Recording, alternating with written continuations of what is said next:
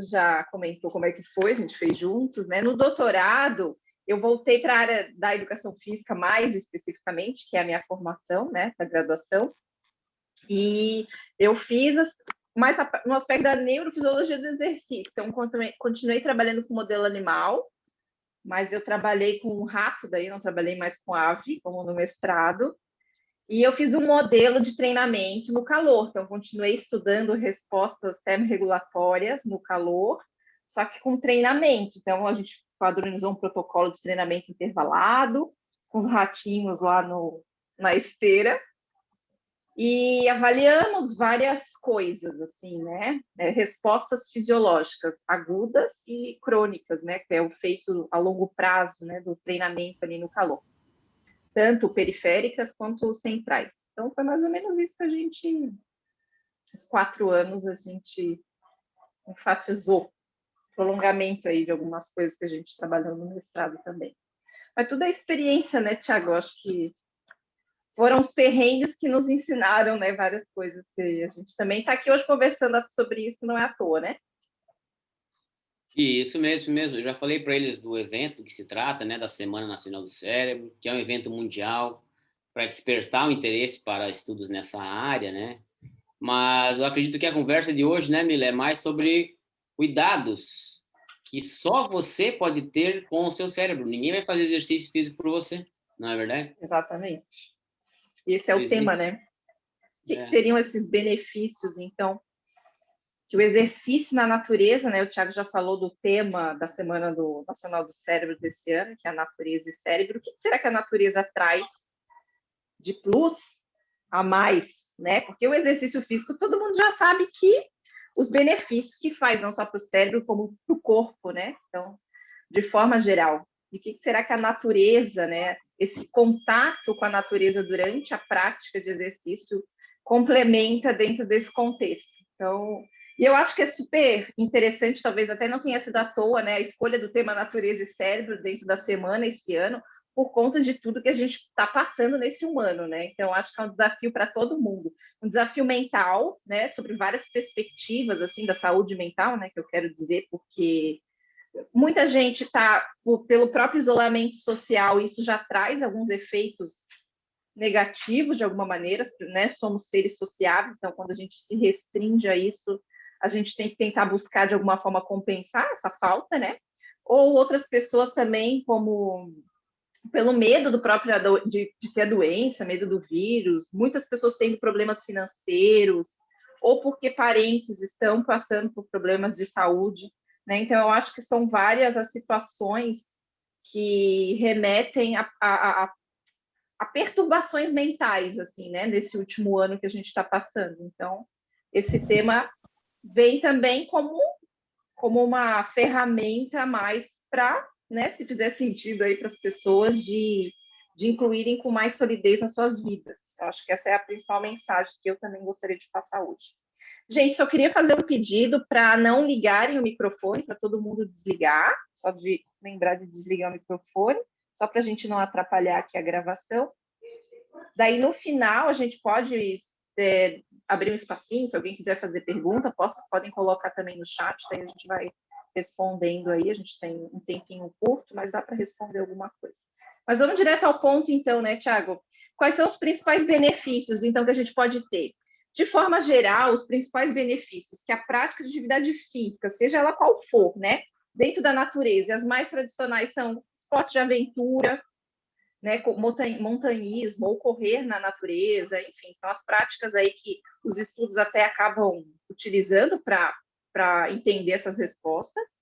E o que fica de informação é que a natureza, sim, ela traz um elemento a mais positivo dentro dos benefícios que o exercício físico já naturalmente já traz, que estão envolvendo muito mais com aspectos psicológicos, né, como melhora na autoestima, ou mesmo melhora nas situações de humor, como se a pessoa se sentisse mais feliz estando ali naquele ambiente conectado com a natureza.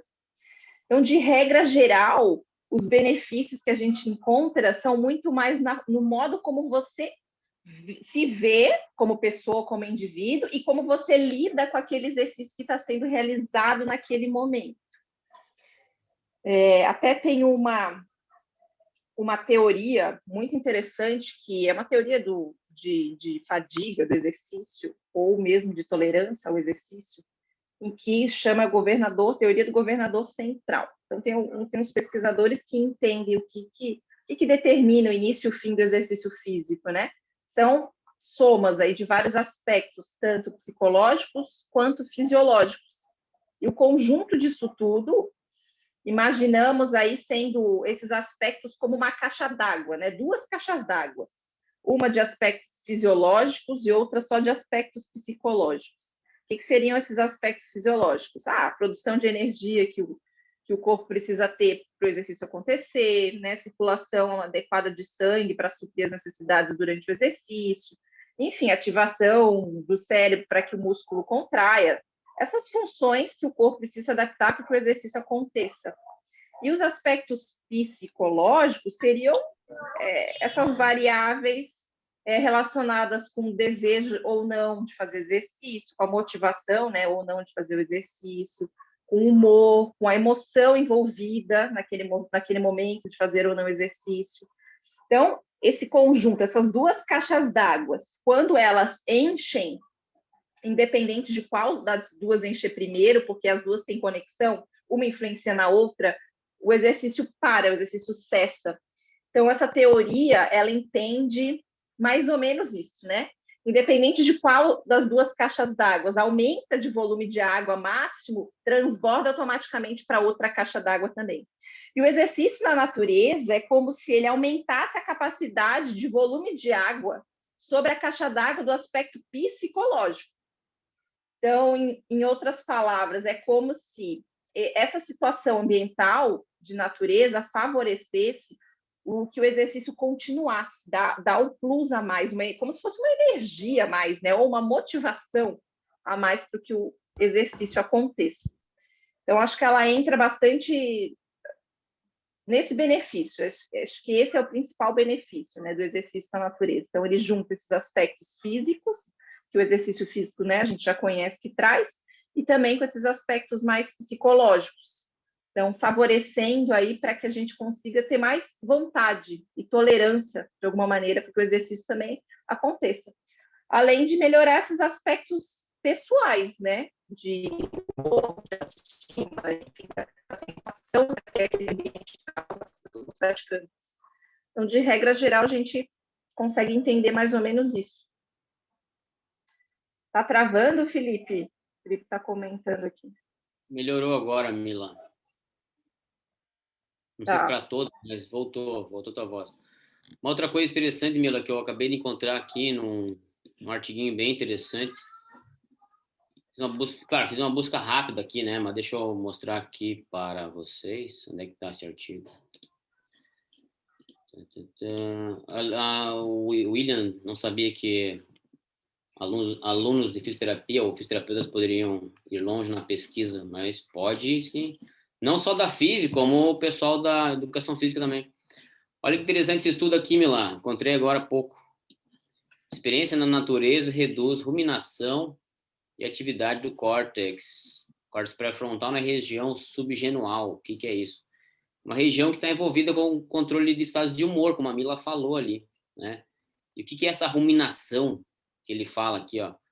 É uma palavra, né, que envolve aqueles pensamentos que fica na nossa cabeça, sabe? Fica girando na nossa cabeça assim, e em algum momento pode levar a pessoa até a depressão, desenvolver alguma outra doença afetiva, algum transtorno de humor, ou até mesmo alguma doença mental. Então, essa ruminação, ela diminui. E a atividade nessa região do córtex pré-frontal aqui também, quando você tem contato com a natureza, experiência com a natureza. Daí os caras mostram aqui no estudo, né? Fala média de ruminação nas pessoas que fazem exercício na natureza com aquelas pessoas que fazem exercício na área urbana. E é bem isso que a Mila está falando ali. Essa graça, né, de fazer o esporte na natureza, ele te incentiva a se desafiar mais, né? Eu perguntei aqui pro pessoal antes, Mila, quem já tinha subido o Morro da Antena, tem uma galera que falou que subiu o morro, que não só da Antena, como outros vários. mas o Morro da Antena dá 6,5 quilômetros só de subida. Agora, pergunta para eles, quem já caminhou ou correu 6,5 quilômetros e desceu correndo depois? Eles não vão se lembrar, Ou né? numa Então, esteira, né? isso, ou numa esteira. Então, é o desafio, não é vamos lá comigo correr 6,5 quilômetros e voltar. Não, é vamos lá sofrer comigo subindo o Morro da Antena. Então, é uma questão que desafia, né? E esse desafio, a princípio, traz efeitos interessantes para o nosso cérebro, né? E eu já vou começar perguntando aqui para o pessoal, Mila, deixa eu perguntar. Não, mas outra coisa que você falou da pandemia, né? A pandemia, ela trouxe um cenário para atletas amadores, principalmente, que treinavam com assessorias, que treinavam com grupos de pessoas, porque os treinos em grupos acabaram diminuindo, né? Ou seja, tem que manter o isolamento social. Mas isso fez com que as pessoas parassem de treinar ou não ir mais tão frequente aos treinos, porque eles tinham que treinar sozinhos agora. Então, o correr, o fazer uma atividade longa sozinho, ele é tediante, né? Entediante, e ele não te dá uma vontade de você ir. Tem que ter uma disciplina muito grande. E eu perguntar aqui para o Gustavo, se o Gustavo corre. Gustavo, você corre com assessoria sozinho? Como é que você faz? Se o Gustavo estiver por aí. Cara, eu corro sozinho. O correr sozinho, eu acho que... Sozinho, eu digo, sem assessoria, né? Mas tem um grupo de amigos, eu faço treino tipo funcional com personal, então meio que direcionado, assim, né? Você corre asfalto, já correu subida, trilha? Um pouco de cada, assim, mas 100% de certeza que eu prefiro estrada de chão e subida, alguma coisa assim diferente. O que você pode dizer que te causa, assim? Por quê? Por que tu se interessou? Pela natureza, no caso? É, Cara, pelo simples fato da tranquilidade de tu correr e praticar alguma atividade física na natureza. Tu não tem o problema de poluição dos carros, barulho, trânsito, disputa de lugar com bicicleta, com carro, com ônibus, com tudo mais. E não sei, a diferença, né? A qualidade de tu praticar uma atividade na natureza é total diferente. e tem coisas que não dá para medir, né? Vila também, né? O Gustavo fala a experiência dele, mas tem muitos benefícios que é tudo muito subjetivo, né? É. Tem até. E pode falar, Mila. Eu ia falar até, eu acho que tem uma coisa que bate bastante com isso que vocês estão comentando, que tem hoje, numa das coisas, né, que a gente estuda bastante, principalmente na área da psicologia do exercício, né, essa área que é uma área afim, né, digamos assim, da neurociências, a psicologia, assim como outras áreas, sobre a motivação, o que leva as pessoas a se motivarem a fazer exercício e outras não, né? Então, divide basicamente em dois tipos: motivação externa ou extrínseca e interna ou intrínseca, tem bastante a ver com isso que a gente está falando. Porque a motivação externa, por exemplo, pode ser uma meta. Eu quero correr 6,5 quilômetros, que é a distância aí do Morro da Antena, mas eu poderia correr 6,5 quilômetros na esteira. Isso é a mesma motivação externa. Mas a motivação interna é diferente, que ela se preocupa com o processo, ela não se preocupa com o fim. E parece que a motivação interna na natureza é maior. Justamente porque a pessoa ela não está pensando só necessariamente na meta que ela quer atingir. Aquele ambiente instantaneamente, em tempo real, é gostoso para ela, né? Entra muito nesses relatos aí que vocês colocam. Essa é uma das justificativas até que se traz do porquê, né? Que é mais prazeroso, de certa forma, fazer exercício na natureza. Quer falar alguma coisa, Thiago? Não, eu achei interessante você falar da motivação interna ali, mas uma coisa que a gente se desconecta, né? Deveria se desconectar quando corre na montanha, assim, na natureza, é desligar do pace, né? Quando corre no asfalto, tu pensa em mais rápido. Em quantos minutos você faz o quilômetro? Na natureza não tem disso. Na natureza é incerto, né? Então você só vai e vai aproveitando, vai tirando foto, vai descansando, vai comendo alguma coisa, vai conversando com o pessoal. E é isso que é uma motivação também, né? Vai curtindo a jornada ali. É interessante falar de processo. Isso é bem interessante mesmo. Mais alguém aqui, pessoal, quer dar um testemunho antes da professora Mila continuar? Eu ia fazer um link com esse artigo até que estava mostrando, né? Quer dizer, uma redução da ativação do córtex pré-frontal. Essa região lá do nosso encéfalo tem uma função muito executiva, né? De tomada de decisão, de pensar, enfim, né? Esses pensamentos ruminantes aí que o Thiago comentou, que são bem relacionados também a várias doenças mentais. São justamente diminuídas, porque é o momento que é como se tu abstraísse, né? Então, tu desliga aquela parte ali, não precisa estar ativada, tu vai ativar outras regiões encefálicas ali, naquele momento, né? E é interessante para a gente entender quanto uma coisa interage com a outra, né? Porque a gente tem o cérebro, ou o encéfalo, e a gente tem a mente, ou a psicologia, a parte psicológica. As duas coisas, apesar de serem inteiramente relacionáveis, têm diferenças. Então, até que ponto a mente interfere no cérebro? É isso que a gente está, né, trazendo aqui. A mente, esses benefícios de respostas afetivas melhoradas, né, que é o exercício da natureza traz, influencia no nosso cérebro, na arquitetura dele, na estrutura dele, né, na parte biológica dos que o cérebro representa. Que a mente é algo extrafísico, algo extrabiológico, né? Interage totalmente. Então, e obviamente vai interagir no corpo, na periferia do nosso corpo, não só no cérebro, né? Na resposta imune também, já tem muitos trabalhos trazendo que respostas mentais influenciam também na resposta melhorada, da resposta imune do nosso corpo. E aí vai, né? Fala, Thiago, quer falar? Boa noite, professor Vitor Hugo, tá na área aí. Vitor Hugo Joaquim. Oi, Vitor, boa noite. Agora que eu vi que meu microfone estava aberto, desculpa. Bem-vindo, Vitor. Ô, Vitor, até falando no Vitor, me lembrei de um trabalho dele com os alunos dele, de TCC, que eles fizeram com esporte de aventura, né, Vitor? Você me corrige se estiver errado, que eu li o trabalho ontem, eu estava me lembrando. Que eles identificaram, avaliaram, né, a qualidade de vida desses praticantes e demonstrou que teve melhora em vários aspectos, físicos e emocionais, né, Vitor? Sobre o autorrelato deles. Conta aí um pouquinho para nós. Tem a ver bastante com o que a gente está falando. Então, estou chegando aqui, não foi programado isso aqui, estou chegando... Sorte que eu estou na primeira taça de vinho ainda, então eu vou conseguir falar normalmente. Mas, basicamente, a gente fez um estudo transversal, né? Então a gente não conseguiu avaliar melhor, a gente não fez um estudo com pré e pós-teste, mas a gente fez um estudo transversal e a gente comparou com dados normativos da população brasileira, utilizando o CF36, que é uma ferramenta da Organização Mundial da Saúde que avalia a qualidade de vida.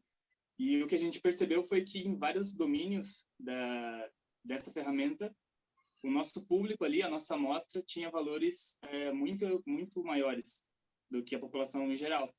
Então, a gente conseguiu fazer essa associação entre praticar esporte ao ar livre, praticar esporte de aventura, e alguns domínios relacionados à qualidade de vida. Então, a gente ainda está explorando esses dados, está conseguindo estar vendo quais mais relações a gente consegue fazer, mas a gente já tem dados preliminares bem interessantes, assim. E um dado interessante que a gente viu, comparando os sexos, foi em relação à saúde mental, que na nossa amostra os homens apresentaram saúde mental, valores de saúde mental maiores do que das mulheres. Então a gente ainda está também tentando entender o que aconteceu ali, por que isso aconteceu. Tem o fato da pandemia estar envolvido também, principalmente na questão de saúde mental. Então, a professora Mila, a professora Juliane, a gente está ainda explorando esses resultados, mas foi um estudo bem legal, bem interessante. Obrigado pela oportunidade de compartilhar aqui com o pessoal. Claro, é um prazer. E o esporte de aventura, acho que ele adiciona uma coisa que desperta muito mais interesse em alguns momentos, né? Que depende do esporte que você faz, o sistema nervoso simpático está ativado lá em cima, né? Tem um nível de adrenalina participando ali. Por exemplo, pular de paraquedas, né? Ou parapente que o pessoal faz aqui em Jaraguá do Sul. Isso aí deve dar uma sensação única, né? Uhum. E a gente estava até falando até agora sobre o efeito longo prazo de uma atividade de longo prazo dá para você ter aquela sensação gostosa e querer ir cada vez mais. Mas o que acontece quando você pula de paraquedas? Que é uma coisa que vai acabar rápido, né? Eu acredito que é outra experiência que também que seja ou não precisa nem ir tão longe, né? Um rafting que tu pode, sei lá, se acidentar, bater a cabeça, mas tu tá ali, aquela adrenalina tá te movendo também, né? Então isso é outra esfera aí de contato com a natureza que a aventura proporciona. Mas que esporte que era que o pessoal tava fazendo, Vitor? Na verdade, o aluno que fez esse estudo, na verdade, que puxou esse estudo, a ideia foi dele, a entusiasmo foi totalmente dele, foi o Osmair, se formou agora recentemente. E ele é o cara que pratica, assim, não sei quantos esportes ele pratica. Atualmente ele está se envolvendo mais com parapente, mas ele também trabalha com escalada, ele, enfim, faz um monte de esporte. E então foi todo mundo do círculo de amizade dele, assim. Então a gente encontrou ali pessoal que fazia montanhismo, pessoal que fazia rafting, pessoal que fazia diferentes modalidades de ciclismo, inclusive ciclismo de aventura, caiaque, enfim, a própria escalada. Então a gente teve um N de modalidades diferentes bem interessante, assim. E depois a gente poderia até tentar estratificar, assim. Não foi, a gente não fez isso no primeiro momento, mas foram várias modalidades distintas. Legal, cara, legal. Tem que aproveitar esses dados aí, né? Aproveitar essa amostra. Mila, você estava falando de conexão entre mente e cérebro, e eu lembrei da aula de homeostase que eu dei para o pessoal semana passada. E nós falávamos de centro de controle, né? E o centro de controle tenta fazer de tudo para manter aquele equilíbrio dinâmico ali no teu corpo e manter as funções em dia, né? Em dia ou no horário, digamos assim. Mas dependendo do esporte que você pratica, ele não é nada homeostático, né? Porque ele te desafia de uma maneira que ele te desidrata, ele deixa você mal, ele te oferece dor, você sente cãibras, você pode cair, né, se machucar, mas continua. Então é meio que aquela mente bloqueando essas informações, né, e fazendo você ir. Então essas conexões é interessante. É interessante isso também, até porque o exercício físico, de forma geral, seja ele em qual ambiente for, ele tira totalmente desse set point, né, do corpo, né, que a homeostase tenta levar, né, ele tira. E por que ele tira? E eu acho que é uma pergunta bem interessante mesmo, que fica dentro da fisiologia do exercício. Tira do set point, coloca no novo set point e ele aceita o novo set point, né? Ele lida bem, digamos assim, né? Aceita no sentido do corpo, né? Lida bem com aquilo ali. Eu acho que é uma pergunta bem... Eu acho que é a grande pergunta da fisiologia do exercício é essa, né? Não sei nem se tem uma resposta de fato. Mas uma das talvez seja dentro dessa conexão, dessa interação que a mente tem, né, com o cérebro, que automaticamente tem com o corpo, com a periferia, né, com o restante do corpo biológico. E a própria meditação me fez lembrar também um pouco dos estudos que a neurociências faz com a meditação, que aqueles meditadores mais experientes têm alguns trabalhos, apesar de ter, né, algumas dúvidas ainda nas interpretações, mas parece que é como se ele abstraísse mesmo algumas regiões, a sua autoidentificação de si mesmo. Então, mostra algumas ativações a mais de algumas áreas ali cerebrais, e ao mesmo tempo é como se ele tivesse ele conseguisse se ver de fora. Eu li um artigo que falava exatamente essa descrição. É como se ele conseguisse se ver de fora, como se ele o indivíduo não se identificasse com ele mesmo. Eu entendo a mente dessa forma, né? Como algo bem extrafísico e complexo, né? Então, assim, se eu não sou eu mesmo, né? Quem que eu sou? Daí entra a filosofia aí, dentro dos questionamentos dela, que influenciam diretamente a neurociências também, tanto esses estudos quanto outros, né? Que é o que eu entendo sobre esses aspectos de mim mesma, né? Sendo que eu tenho um certo domínio, então, de alguma maneira, dentro desse meu corpo biológico. É como se eu fosse algo além, né, do meu corpo biológico. Então, acho que essa é a influência aí que a gente está relatando, tanto na natureza, quanto enfim, nas situações de meditação, quanto nas situações de aventuras, né? Extremas. Eu acho que aquelas pessoas, de alguma maneira, se viciam dentro daquela sensação, mesmo que seja muito rápida, muito momentânea, né? Mas que faz com que elas queiram repetir. Então, isso é bem complexo mesmo e é bem individual, né? A própria psique das pessoas é formada de uma maneira muito individual. Então, por isso tão complexo. Quer falar mais? Não, uma sensação fisiológica, né? E depois mental que o exercício traz para você, dependendo da intensidade, eu já experimentei isso algumas vezes, é de morte instantânea. Você acha que vai morrer. Eu já pensei várias vezes isso. No Primeira exercício? Primeiro exercício, depende da É. atividade, depende da intensidade, né? Quando eu fiz a única, né? Uma única prova de montanha oficial, que foi a Jaraguá Sky ano passado, 23 quilômetros. Mas quando a gente começou a subir o morro da Antena pelo meio do mato, nós levamos 1h40 para fazer 2 quilômetros. Então ali eu pensei e queria morrer umas 10 vezes, eu acho, no meio do trajeto. Por que tu não Que morreu? era muita dor, era muito doloroso. Não conseguia levantar a perna mais. E depois, por que eu não morri? Eu sabia que eu ia chegar lá em cima, tinha um posto de hidratação, ia ter uma coquinha gelada, ia ter uma paçoquinha, e depois nós ia só descer. Isso aí que te motivou? Pode falar aí que eu vou escrever, fazer o negócio aqui. Me motivou, mas eu fiquei com medo no início da trilha. Eu pensei assim, era a primeira vez que eu subia, eu já tinha descido. Aí eu pensei assim, eu não posso me distanciar desse cara que está na minha frente. Que nada, não vi mais ele, só vi a gente passando por mim depois. Mas você vai indo, né? Você vai subindo e não desiste. Eu acredito que é essa sensação de quase morte, né, que esse pessoal experimenta nesses esportes mais radicais, tipo pular de paraquedas, por exemplo, que vai alimentando também, né? Vai alimentando também. Mas à medida que você vai treinando, essa sensação vai desaparecendo. Então, e é isso o que pessoas que começam a fazer uma atividade física e desistem, elas sentem esse tipo de coisa e não conseguem mais além. Aí entra a parte da disciplina, né? Então, uma das vantagens da natureza é isso. Você está livre ali, você pode caminhar, você pode sentar, você pode comer, você pode parar, né? Sem pensar no tempo, e a natureza te proporciona isso, porque tu vai curtindo, né?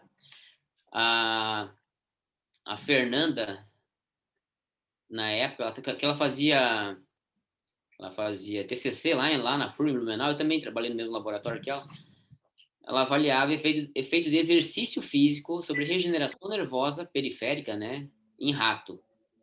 E aí, o que eles fizeram? Eles testaram o nado, botaram o ratinho para nadar, só que o rato, ele é um bicho que ele não nada, ele fica boiando. Então, eles botavam detergente na água e ficava mais fácil para ele afundar. Ele afundava e ele nadava. Ou seja, ele não queria nadar. Para ele não afundar, ele nadava. Botaram eles numa esteira também, só que eles seguravam na esteira e eles iam rodando junto. Então tinha que forçar muito o animal para fazer aquilo lá. E aí o que aconteceu? Eles não tiveram uma melhora na performance, na regeneração nervosa. Ou seja, aparentemente aquilo que estava sendo forçado não era interessante para eles nem para o corpo deles. E aí depois, você lembra lá que ela fez no mestrado dela, que ela botava os ratinhos a fazer exercício em ambiente enriquecido, tinha os brinquedos para eles, tinha os amiguinhos deles naquelas jaulas gigantes, e comparava com aqueles animais isolados, né, em uma jaula normal. Então, aqueles animais, eles tiveram até uma porcentagem maior de neurogênese, né, que é o crescimento de novas células lá no hipocampo daqueles animais. Então, o que a gente tirou dessa conclusão é o exercício que você faz se cobrando para fazer tantos quilômetros em tantos minutos, ou quero acabar isso aqui agora porque eu tenho que ir dar aula depois, como é o meu caso muitas vezes, o efeito dele é diferente daquele efeito que você tem quando está livre, quando está na natureza, né? Então, esse contato com a natureza, ele está trazendo benefícios psicológicos, né, mentais, que a gente muitas vezes não consegue medir, mas se fôssemos medir, o efeito também ia estar lá. Então, tem muita coisa para ser estudada, né? Fala, Mila, o que tu quer falar aí desse tua caixa d'água? Deu para identificar o meu desenho? Que bom, era uma caixa d'água. Então, é que essa teoria sobre a fadiga, isso que a gente está, né, conversando aqui, envolve muito isso tudo. Então, é como se a gente tivesse essas duas caixas d'água e elas têm o mesmo peso de contribuição, de influência sobre a interrupção do exercício. Independente qual das duas, os dois fatores, sejam eles psicológicos ou fisiológicos, porque dentro da área da fisiologia do exercício, a gente olha muito aspectos fisiológicos, mas os aspectos psicológicos já vêm demonstrando que tem quase que o mesmo peso de influência na fadiga ou na interrupção do exercício. Né? Então, por que às vezes eu quero fazer, nesse exemplo que tu deu de subir lá, motivação de continuar subindo a montanha foi que tinha uma comida gostosa lá em cima. Mas o que tu mexeu? Tu mexeu nesse aspecto aqui. Porque o teu aspecto fisiológico é treinável, né? O treinamento, o condicionamento físico, né? Faz com que aumente esse aspecto aqui, essa caixa, né? Do aspecto fisiológico. E o exercício na natureza, ele aumenta o tamanho da caixa. Então, automaticamente, se a caixa do psicológico consegue receber mais água, tolera mais o exercício físico, automaticamente a gente pode aumentar a outra caixa também, que são as respostas mais biológicas, né, que o exercício físico gera, que é aumentar a mitocôndria, aumentar a produção de energia, aumentar a distribuição de sangue para o músculo, aumentar a ativação muscular e etc. Todas essas coisas precisa também para que o exercício aconteça. Então, essa teoria ela resume exatamente isso. E, de forma geral, a gente nunca atinge o máximo fisiológico. Por quê? Porque os nossos aspectos psicológicos sempre vão estar limitando. Existem prevenções, assim, o nosso sistema nervoso ele previne colapso, né? Sempre tem estratégias para prevenir um colapso biológico ou fisiológico.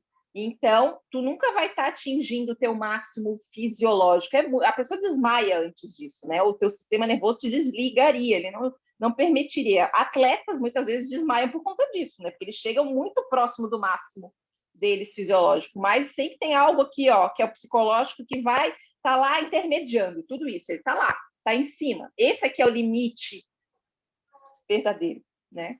Fala, Thiago. Eu estava pensando, tem uns vídeos. Meu objetivo, né, como atleta de corrida amadora, era fazer uma maratona em menos de 3 horas. E aí, lá fui eu em 2019 para Floripa, uma prova teoricamente plana. Para fazer isso, tem que correr a 4h15, né? Um quilômetro a cada 4h15 minutos. Eu quebrei, né? Quebrei no quilômetro 28. Na verdade, quebrei antes já. Eu parei no quilômetro 28 porque não queria dar aquela volta até a UFSC e voltar me arrastando. Mas o que você falou faz parte do dia a dia do atleta de elite, né? O cara, ele tá sempre num fio de navalha ali. Ou ele ganha, ou ele quebra. Não tem meio termo, né? Esses caras que são, vamos lá, o top 3 em qualquer categoria de esporte, ele dá tudo de si, né? Então, ele chega no submáximo daquele nível fisiológico que você falou, porque o psicológico dele tá bem apurado, né? Tá bem lá em cima. Então, a parte mental, ela é fundamental para botar esse set point mais alto cada vez mais. E da mesma forma, né? Nós estamos falando que tem vários benefícios, né? O ambiente para o teu cérebro. Não sei se vocês lembram daquela prova da Olimpíada aqui no Brasil, que aquele francês foi saltar lá no salto com vara e a galera tava vibrando ali por causa do brasileiro e ele acabou indo mal no salto. Lembra? Daí foi brasileiro, Thiago alguma coisa, esqueci o nome dele.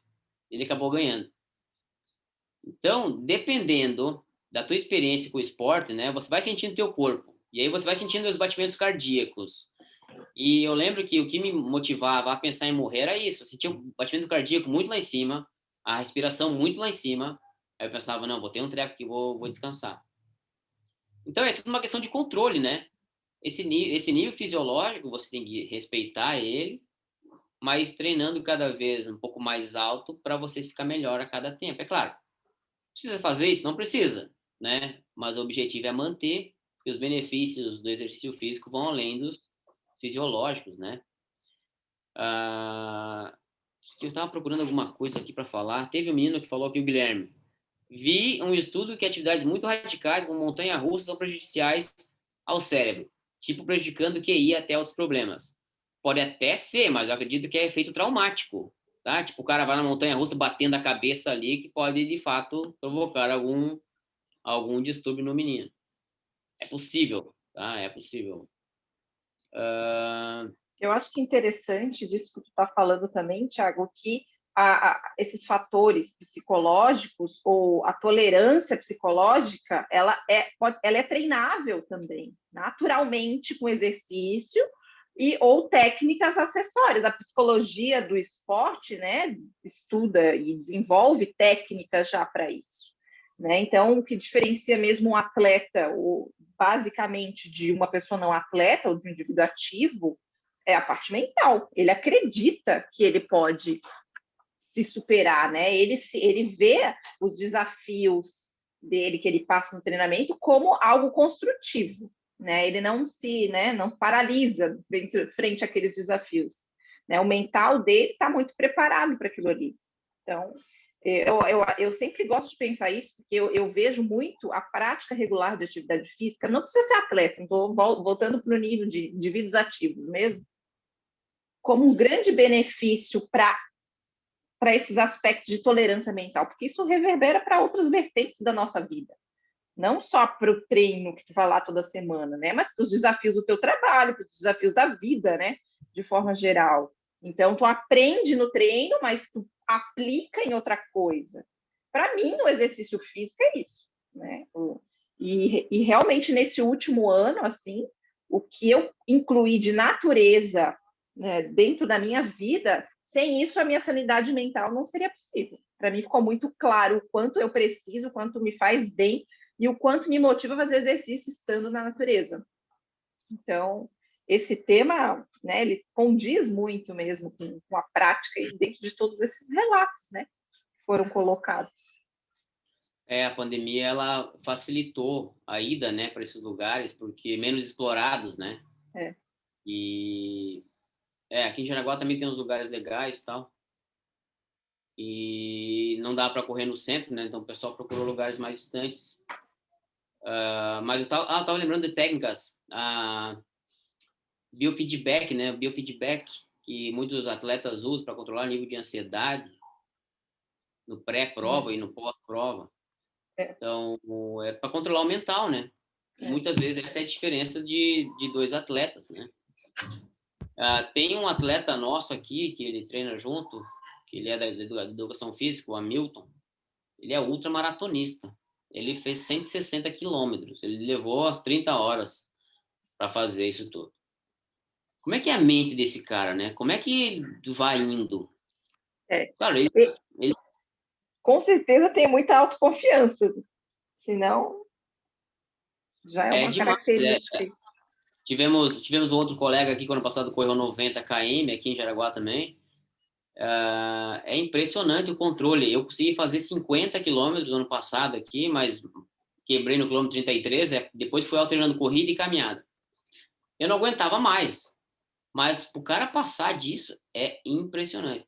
E nós temos uma parte que é importante lembrar, Mila, que é a mulher, né? A mulher que faz isso também, esses esportes de aventura que envolve muita exigência muscular e cardiovascular, a parte física, o mental dela tem que ser muito mais reforçado. Porque o corpo não aguenta tanto como o corpo do homem, né? Então, eu tinha as minhas colegas que ano passado eu fui fazer aqueles 23 quilômetros ali, e mulheres mais velhas que eu, assim, eu tinha 36, elas com uns 45 e tal, e foram, né? E elas já tinham feito 50 quilômetros lá em Urubici, no frio. Então, não tem limite para o corpo, o limite está na mente, se parar a pensar, né?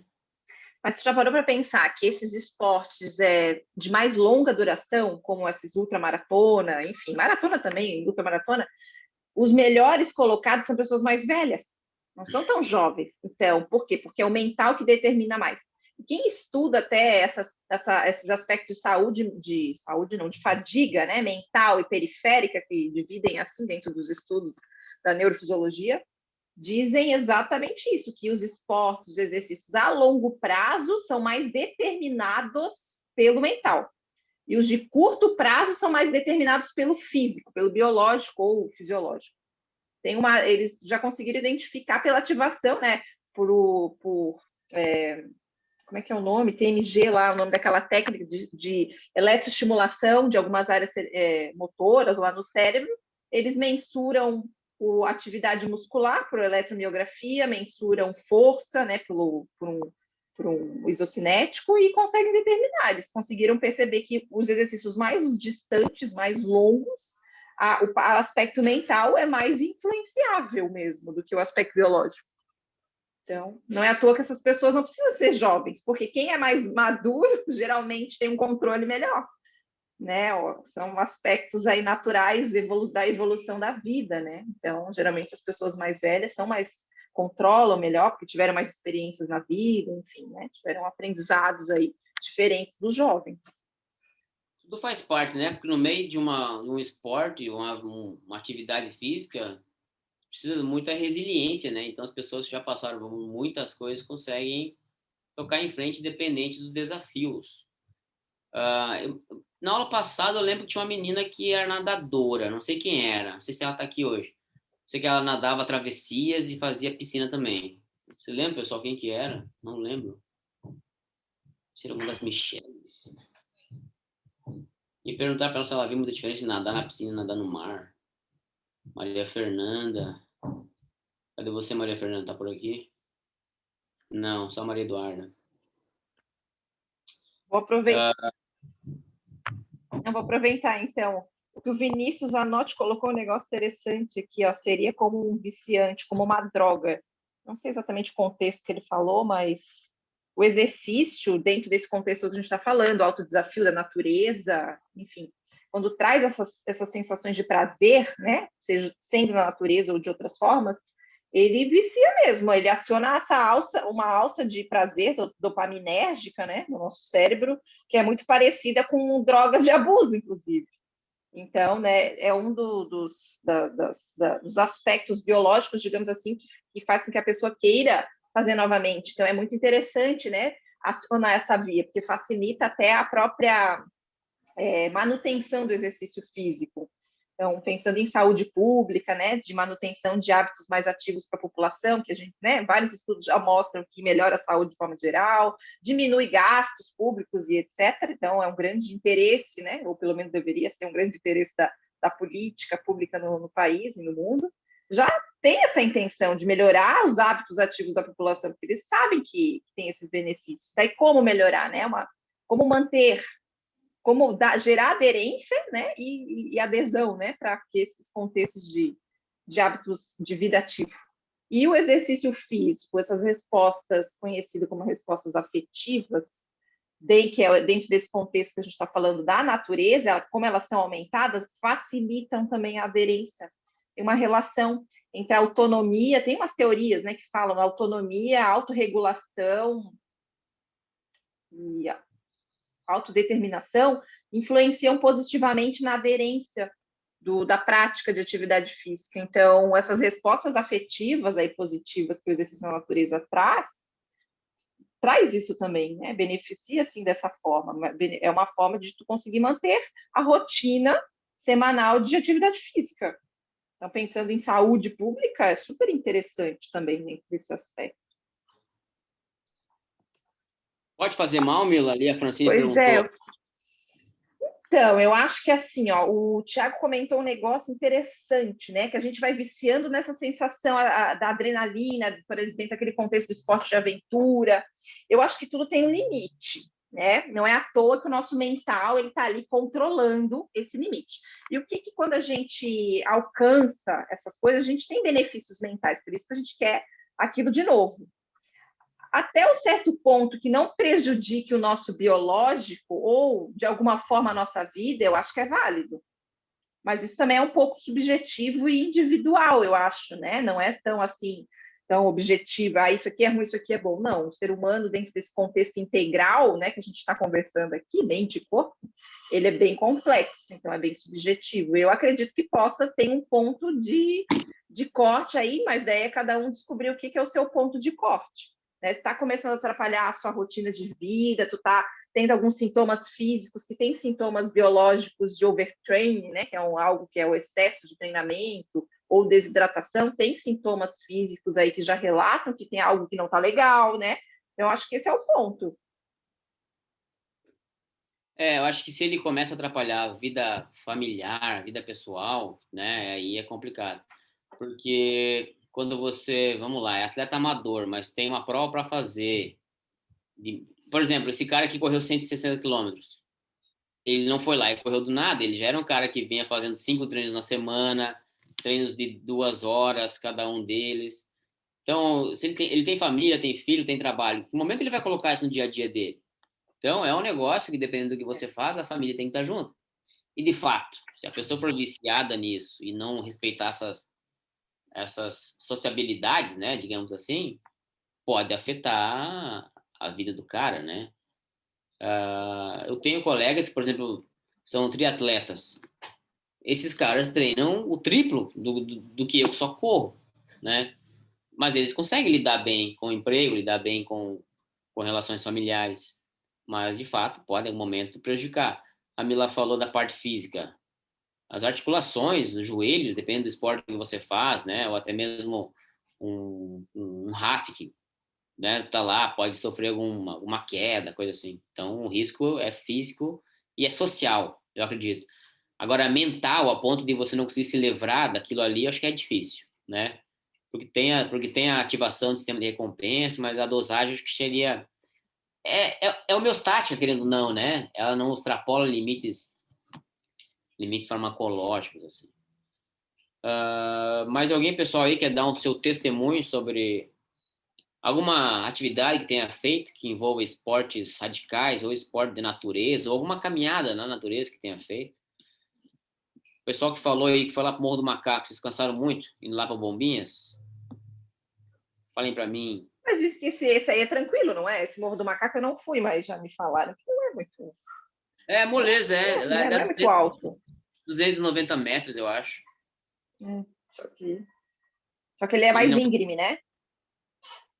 Não, tem umas partes que sim, mas ele geralmente vai dando voltas, assim, dá até para ir correndo. Mas tu chega lá e tem aquela vista, né? Aquela vista maravilhosa lá de cima, pelas duas praias. Recompensa, né? O William gosta de jogo de futebol americano. O que te motiva, William, no jogo de futebol americano? Isso aí é um esporte de contato forte, né? Ou não?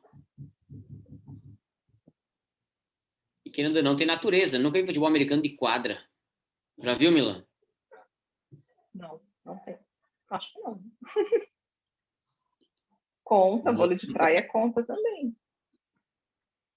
Eu jogo vôlei de praia, mas eu jogo num lugar fechado, não na praia. Numa areia sintética. Mas já é alguma coisa, né? Mas uma coisa que muitos atletas também já me comentaram, que ele é atleta, Thiago, que eles falam assim, o ego, né? Eu acho que tem a ver com isso que vocês estavam falando antes também, porque aquela sensação de vencer os seus próprios limites me motiva a continuar superando cada vez mais os meus desafios, né? E até quando o corpo biológico permitir, né? Talvez seja essa um pouco dessa resposta, porque muitos relatam lesão, né? Eu acho que a própria lesão já é um indicativo, né, de que ultrapassou alguns limites ali, né? Então, muitos falam isso, assim, de que o ego ali de querer sempre se superar e ser melhor, às vezes é comum, né? Eu lembro, sabe de quem? Da Laís de Souza, aquela menina que era ginasta olímpica, lembra?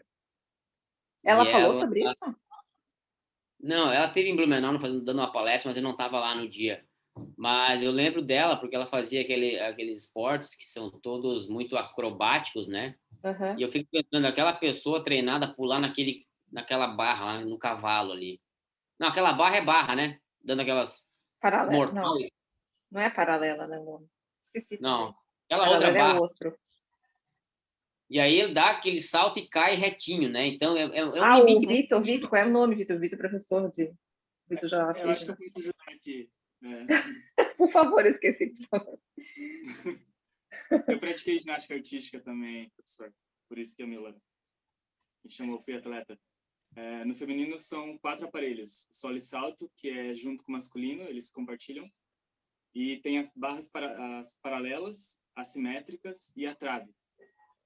Trave, eu acho que é. Então, provavelmente era a trave, que é 10 centímetros, tem 2 metros de comprimento. Isso mesmo. Eu fico pensando nesse atleta, né, que tem que se desafiar, e é um negócio que é dramático, né, se parar para ver para quem está assistindo. Imagina para quem está fazendo. E a Laís Souza, ela se machucou porque ela tinha passado para uma outra modalidade, que era o esqui, né, não sei se vocês lembram, e acabou tendo um acidente, bateu a cabeça e ficou tetraplégica, né? Mas esse pessoal, eles estão sempre no limite, independente de onde vá, né, pelo jeito, o que aconteceu com ela. Porque ela já era acostumada àquele ritmo, naquela adrenalina, ele tá no limite sempre, e vai para uma outra modalidade e acontece uma fatalidade, né?